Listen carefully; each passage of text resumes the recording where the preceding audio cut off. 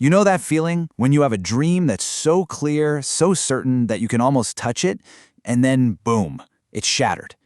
It feels like the end of the world, right? Well, let's dive into that, because the story we're exploring today is all about how a totally devastating setback can, surprisingly, be the start of something even bigger. And this is the person at the heart of our story, Sakina Jabbar.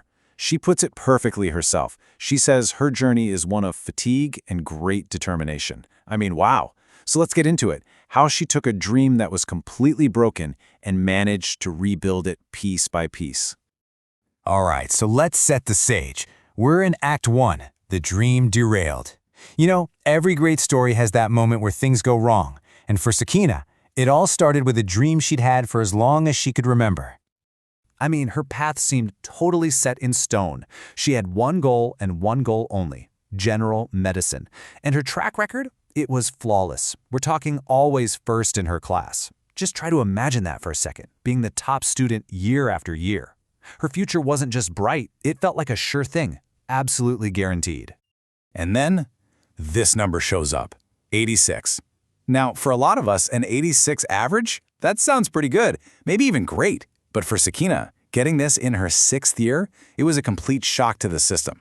This wasn't just a bad grade for her, it was a brick wall, a total dead end that just slammed the door shut on her dream of becoming a doctor. And her own words really just capture that devastation, don't they? She said she felt the dream was completely lost. This wasn't, a minor detour or a change of plans. This was the complete and total loss of a future she had planned down to the last detail.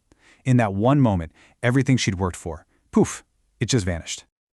But okay, this is where things get really interesting. This is the turning point.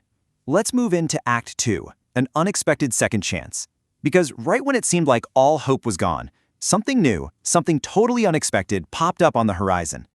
So here's the key thing to understand. She had already given up on all the medical colleges, totally moved on. She'd even started down a completely different path, in pathology. But then, in a moment she calls just pure chance, she sees this announcement. It's for a program that would let students switch from pathology over to dentistry. Suddenly, a door creaked open where she thought they were all bolted shut for good. And her reaction? It was instantaneous.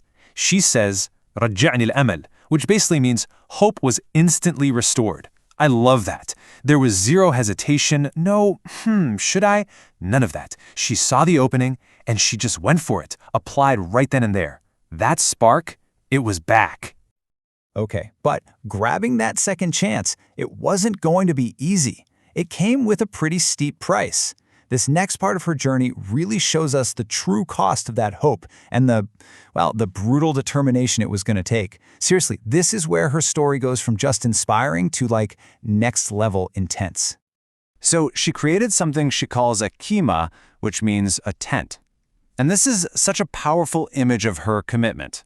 She literally, and I mean literally, covered her bed to make this tiny enclosed space for herself. It was like her own personal bubble of pure focus, a way to just shut out the entire world so she could pour every single ounce of her energy into studying. And that tent? That was just the start of it. I mean, just look at this list of what she did. She started studying during the holiday, before classes even began. She had headphones on all the time just to block out the world. She made a conscious decision to not make friends.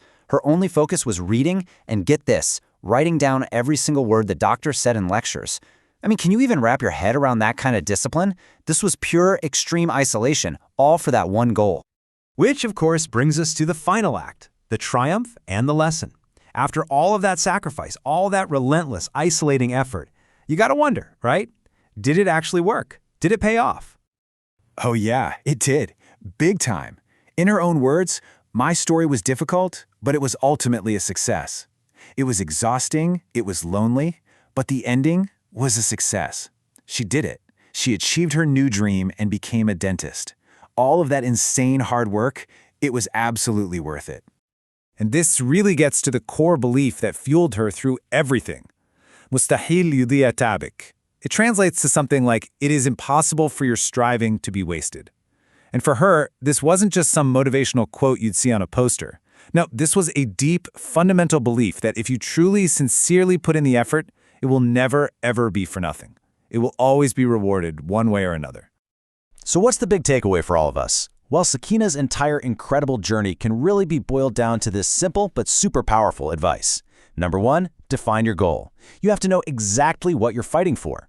Number 2, follow the steps. That means doing the work day in, day out. No shortcuts. And number 3, and this might be the most important one of all, never, ever give up. And that really leaves us with one last thing to think about. Sakina's first dream was completely shattered, but she found the resilience to build a brand new one. And then she saw it through with this unbelievable determination. It really makes you stop and ask yourself, right?